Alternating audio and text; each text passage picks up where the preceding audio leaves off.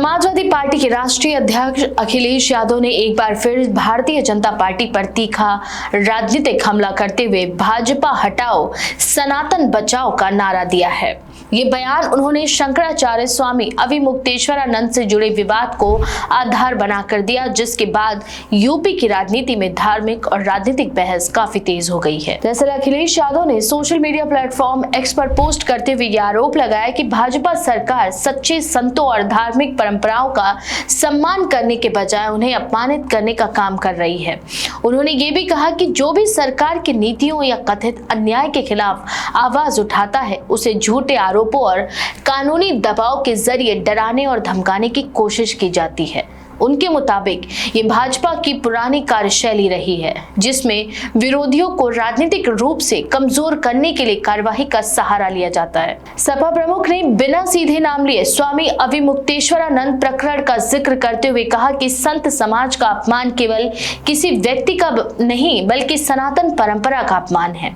उन्होंने भाजपा पर यह आरोप लगाए हैं कि सत्ता और आर्थिक हितों के लिए धार्मिक भावनाओं का इस्तेमाल किया जा रहा है।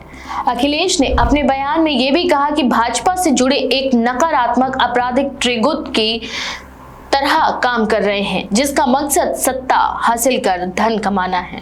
इस पूरे ही विवाद की पृष्ठभूमि में स्वामी अविमुक्तेश्वरानंद से जुड़े मामले और उनके खिलाफ दर्ज मुकदमों को लेकर चल रही सियासत भी अहम मानी जा रही है। हाल ही में उनके खिलाफ दर्ज एक मामले में कानूनी कार्यवाही तेज हुई, जिसके बाद विपक्ष लगातार योगी सरकार को घेरने की कोशिश कर रहा है।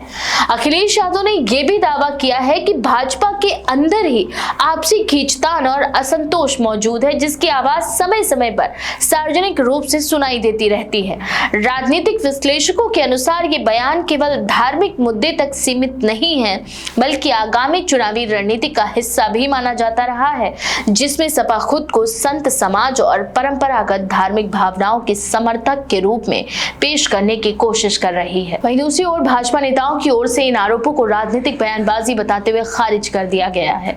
सत्तारूढ़ दल का कहना है कि विपक्ष मुद्दों से ध्यान भटकाने के लिए धार्मिक भावनाओं को राजनीतिक रंग दे रहा है। हालांकि स्वामी अविमुक्तेश्वरानंद से जुड़े घटनाक्रम ने पहले ही धार्मिक विमर्श को राजनीतिक बहस में तब्दील कर दिया है और दोनों ही दलों के बीच आरोप प्रत्यारोप का दौर लगातार तेज होता जा रहा है। यूपी की राजनीति में धर्म और सत्ता का ये टकराव नया नहीं है, लेकिन इस बार सनातन शब्द को लेकर छिड़ी बयानबाजी ने इसे और संवेदनशील बना दिया है। राजनीतिक जानकार ये मानते हैं कि आने वाले वक्त में ये मुद्दा केवल बयान तक सीमित नहीं रहेगा, बल्कि चुनावी नैरेटिव का हिस्सा बन सकता है, जहां धार्मिक सम्मान बनाम राजनीतिक आरोपों की बहस और तीखी होने की संभावना है। अखिलेश के इस बयान के बारे में आपका क्या विचार है? अपनी राय कमेंट में लिखना ना भूलें। ऐसी और भी लेटेस्ट अपडेट्स के लिए देखते रहें भारत 19 एक्सप्रेस।